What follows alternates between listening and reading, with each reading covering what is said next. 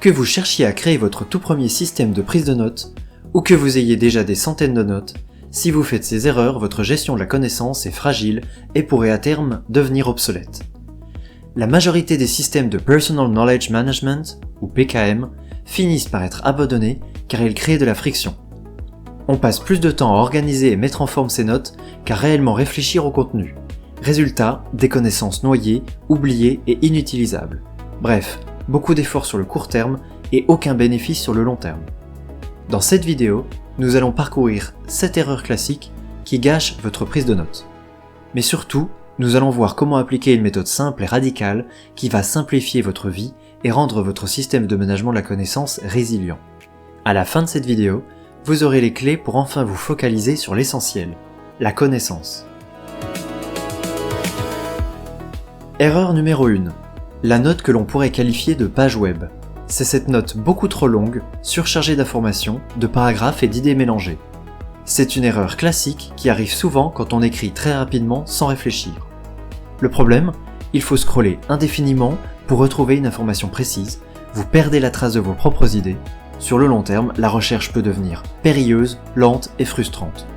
Dans quelques mois, vous ne saurez plus du tout comment vous aviez structuré ce document. Rassurez-vous, ce n'est pas la plus grave des erreurs. À ce stade, vous n'avez pas un mauvais système, vous avez juste un brouillon. Vous n'avez pas encore extrait de véritables notes de connaissances.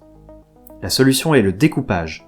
Repérez chaque élément de connaissance autonome dans votre texte. Une idée se suffit à elle-même, vous en faites une note entière, tout simplement. Erreur numéro 2. Le piège du multimédia. La majorité des outils modernes permettent d'intégrer des photos ou d'embarquer des vidéos en un clic. À la vue de toutes ces options, la tentation est grande. Ce n'est pas forcément une erreur d'en utiliser, mais ça le devient très rapidement si l'on cède à la facilité. Le problème est le suivant. Si vous êtes obligé de regarder l'illustration ou de relancer la vidéo pour comprendre votre note, alors ce n'est plus une note, c'est un simple fichier de stockage. Pourquoi vous infliger de revisionner une vidéo entière à chaque fois que vous parcourez cette note dans le futur? Dans un véritable système de gestion de la connaissance, on ne stocke pas, on s'approprie. La solution est de faire l'effort une bonne fois pour toutes. Ne dépendez plus d'un format multimédia si vous pouvez en extraire la substance. Regardez la vidéo, analysez l'image et traduisez cette connaissance avec vos propres mots, en texte brut. C'est seulement sous cette forme textuelle que la connaissance devient intéressante, pertinente et prête à rejoindre votre système. Erreur numéro 3. La note dite sapin de Noël. C'est ce moment où l'on passe plus de temps à choisir la couleur de la police, à surligner en jaune fluo les infos importantes ou à changer la taille des titres, qu'à réellement réfléchir au contenu. Attention, il ne s'agit pas de blâmer ceux qui aiment avoir un espace visuel soigné, mais il faut s'assurer que cette surmise en page n'est pas de la procrastination déguisée, qui vous donnerait l'illusion d'avoir travaillé. Par expérience, sur le long terme, ces artifices ne sont pas résilients, la forme prend le pas sur le fond.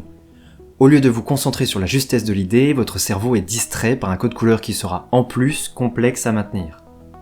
La solution est de revenir à l'essentiel. La forme doit servir le fond et non l'inverse. Un formatage riche essentiel, comme la mise en gras, en italique, le soulignage, ou encore les listes à puces, est largement suffisant pour apporter de la nuance à un texte.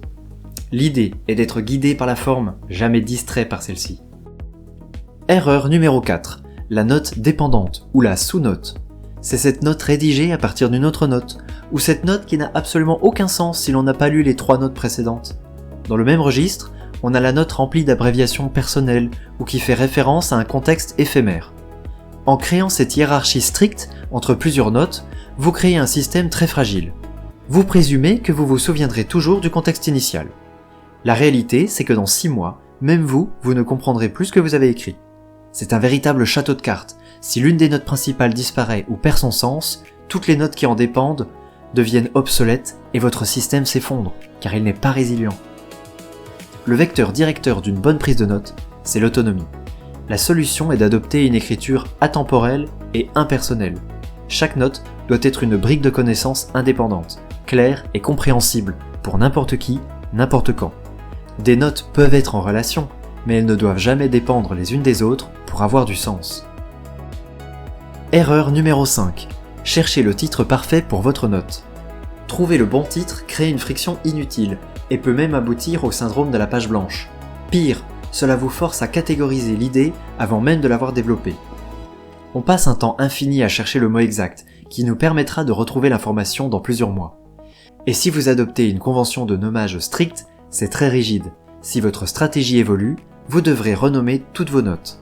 C'est une charge mentale inutile et un stress qui paralyse la construction de votre système sur le long terme. La solution est évidente et libératrice. Ne mettez aucun titre.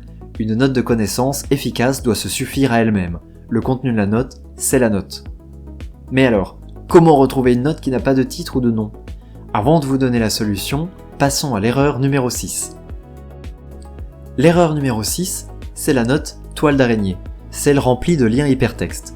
C'est un système très connu, les fameux liens bidirectionnels, qui permettent en théorie de tisser un graphe à partir de vos notes et de naviguer de l'une vers l'autre rapidement. Mais en réalité, c'est le meilleur moyen de se perdre. La navigation prend le pas sur la réflexion et le contenu de votre note passe au second plan. Pire encore, si vous voulez relier votre note à un concept précis, mais qu'il ne s'intègre pas naturellement dans votre phrase, vous êtes obligé de créer une section spéciale « Lien » en bas de page. C'est lourd, fonctionnel certes, mais très peu élégant pour un système qui se veut fluide. La solution est radicale. On retire les liens du contenu. Pas de lien externe, pas de lien vers d'autres notes, le texte retrouve sa place centrale. Mais là vous allez me dire, si mes notes n'ont ni titre, ni lien, elles sont totalement isolées et inutiles. Comment retrouver une information ? La réponse se trouve dans un système de connexion unique, et c'est exactement pour cela que nous avons créé Factorial Hub. Plus qu'un simple outil de knowledge management, c'est un véritable écosystème pensé pour la gestion des connaissances. Au cœur de la plateforme se trouve le Note Studio, un espace d'écriture pensé et conçu spécifiquement pour la création de notes dont l'architecture rend littéralement impossible la plupart des erreurs que nous venons de voir. Mais alors, sans titre ni lien complexe, comment retrouver une note ? La réponse de Factorial Hub, c'est la connexion. On voit chaque note comme un pont. Pour être publiée, une note doit relier au moins deux concepts. C'est la preuve sémantique que ces deux concepts sont liés d'une façon ou d'une autre. Les concepts choisis organiseront votre savoir de manière organique au sein d'un graphe global.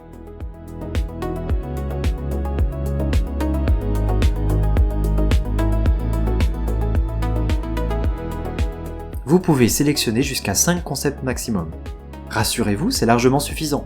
Pensez à l'erreur numéro 1. Votre note doit être courte et aller à l'essentiel. La plateforme est accessible aux débutants comme aux plus expérimentés. L'ensemble des fonctionnalités de base, qui sont essentielles pour bâtir une véritable gestion de la connaissance, sont accessibles gratuitement. Il ne tient qu'à vous de rejoindre l'aventure, en vous inscrivant sur factorialhub.com. Mais pour que cette aventure prenne tout son sens, il reste un dernier piège à aborder, l'erreur numéro 7. Cette dernière erreur, qui n'en est pas vraiment une, est la limite ultime de tout système personnel, l'isolement. C'est le fait de garder toutes vos notes strictement privées, enfermées dans votre propre coffre-fort numérique personnel. Sur le long terme, l'engagement solitaire est épuisant. Si vous arrêtez d'écrire, votre système s'arrête de croître. Vous êtes l'unique maître à bord, ce qui crée une immense charge mentale. La peur de mal faire et la pression d'appliquer en permanence la meilleure stratégie peuvent vous décourager. Un système fermé n'est pas totalement résilient, car il repose entièrement sur vos propres épaules. Pour briser ce plafond de verre, la solution est de rejoindre un écosystème collaboratif comme Factorial Hub. En publiant vos notes de connaissances, vous enrichissez un graphe global et ce graphe vous enrichira en retour, car plusieurs utilisateurs peuvent publier sur un même sujet. Mais surtout, le fait d'écrire pour les autres est le gage ultime de qualité. C'est la méthode de Feynman. Si vous savez expliquer une connaissance de manière claire et accessible à une communauté, c'est que vous la maîtrisez vraiment. Vous avez maintenant toutes les clés en main pour bâtir un système de gestion des connaissances véritablement résilient. Vous l'avez vu, cela ne demande pas de multiplier les outils, les dossiers ou les heures de mise en page. Cela demande simplement de revenir à l'essentiel.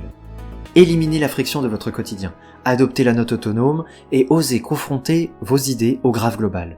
Vos futures connaissances vous remercieront. Si Factorial Hub vous intéresse, le lien pour démarrer est dans la description. Venez créer votre première note sur factorialhub.com. À très bientôt!